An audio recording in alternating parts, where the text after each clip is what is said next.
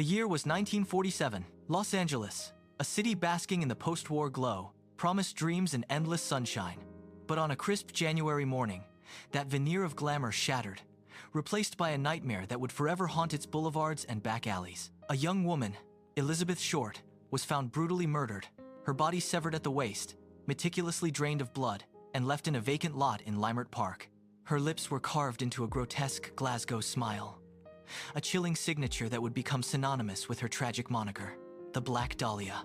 Who was Elizabeth Short? A hopeful starlet, a drifter, a woman searching for her place in a city teeming with ambition and desperation.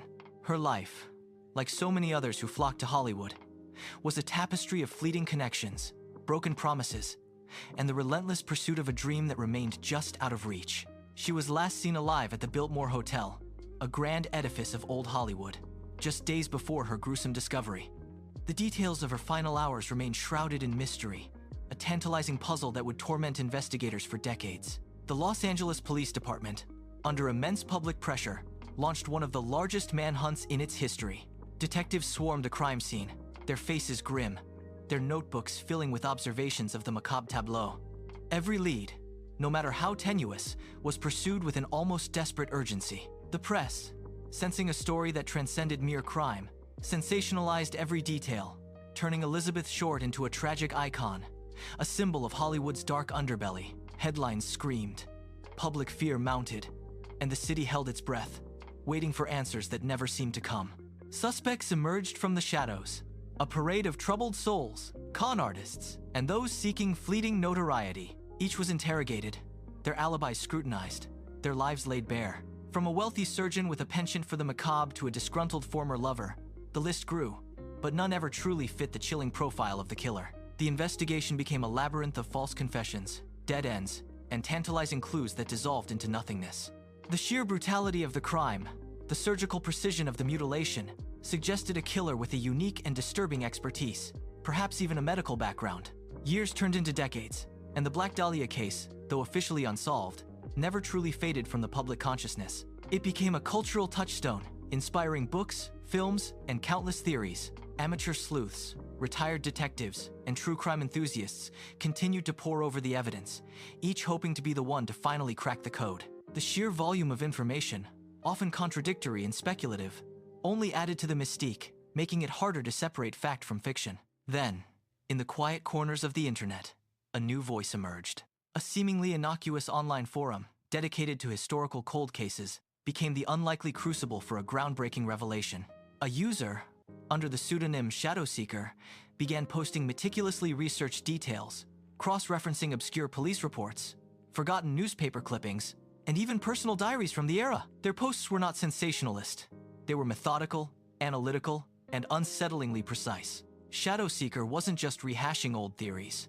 They were weaving a new narrative, connecting dots that had been overlooked for generations. Shadowseeker's initial posts focused on a seemingly minor detail, the type of ligature marks found on Elizabeth Short's wrists and ankles. While police reports had noted them, they hadn't fully explored their significance. Shadowseeker, citing forensic pathology texts from the 1940s, argued that the marks indicated a highly specific type of restraint, one often used in medical settings for patients undergoing surgery or psychiatric evaluation. This immediately narrowed the field of potential suspects, shifting the focus away from random psychopaths and towards individuals with specialized knowledge and access. As Shadowseeker continued their online exposition, their theories became bolder, more intricate. They meticulously documented the movements of a prominent Los Angeles physician, Dr.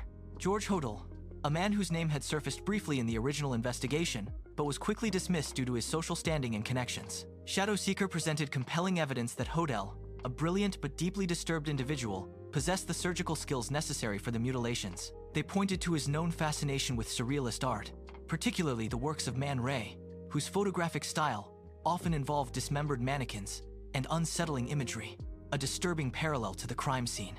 The online community, initially skeptical, began to take notice. Shadowseeker wasn't just speculating. They were presenting a coherent, evidence-backed argument.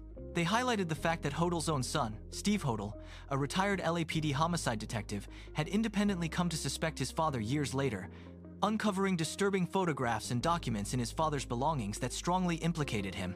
Shadow Seeker's research corroborated many of Steve Hodell's findings, adding layers of historical context and forensic analysis that Steve hadn't had access to. The most shocking revelation came when Shadow Seeker unearthed a series of letters, previously dismissed as hoaxes, that had been sent to newspapers shortly after the murder. These letters, purportedly from the killer, contained cryptic messages and taunts. Shadow Seeker, using advanced linguistic analysis software, demonstrated striking similarities in vocabulary, sentence structure, and even specific idiosyncratic phrases between these letters and known writings of Dr. George Hodel. It was a linguistic fingerprint, chillingly precise, that pointed directly to him. But the conspiracy deepened. Shadow Seeker revealed that Dr. Hodel had been under surveillance by the LAPD in 1950, 3 years after the murder, for unrelated charges of incest. During this surveillance, listening devices placed in his home recorded chilling conversations where Hodel alluded to the Black Dahlia murder, even mentioning the disposal of evidence. These recordings, though known to a select few, had been largely suppressed or downplayed in official narratives, perhaps due to the sensitive nature of the incest charges and the potential for scandal involving a prominent citizen. Shadow Seeker argued that the LAPD, aware of Hodel's guilt, had deliberately covered up his involvement. Why? The answer, according to Shadow Seeker, lay in the intricate web of power and corruption that permeated Los Angeles in the post-war era. Hodel was not just a doctor. He was connected to powerful figures, including politicians, judges, and even members of the police force. Exposing him would have unraveled a far larger scandal, implicating numerous influential individuals and shaking the very foundations of the city's elite. The online revelations sent shockwaves through the true crime community. Mainstream media, initially hesitant, began to pick up on the story. The meticulously presented evidence, the compelling connections, and the sheer audacity of the alleged cover-up were too significant to ignore. The narrative of a lone, unknown killer began to crumble, replaced by a far more sinister and organized conspiracy. The Black Dahlia case, once a symbol of an unsolved mystery, transformed into a testament to the enduring power of hidden truths. It became a chilling reminder that sometimes, the most disturbing secrets are not those lost to time, but those deliberately buried by those in power. Elizabeth Short's brutal murder was not just the act of a single madman. It was, as Shadow Seeker revealed, a dark stain on the soul of a city, a conspiracy that reached into the highest echelons of society, and a testament to the lengths some would go to protect their own, even at the cost of justice, for a young woman whose dreams were so cruelly extinguished. The shadow of the Black Dahlia, it turned out, was far longer and more pervasive than anyone had ever dared to imagine.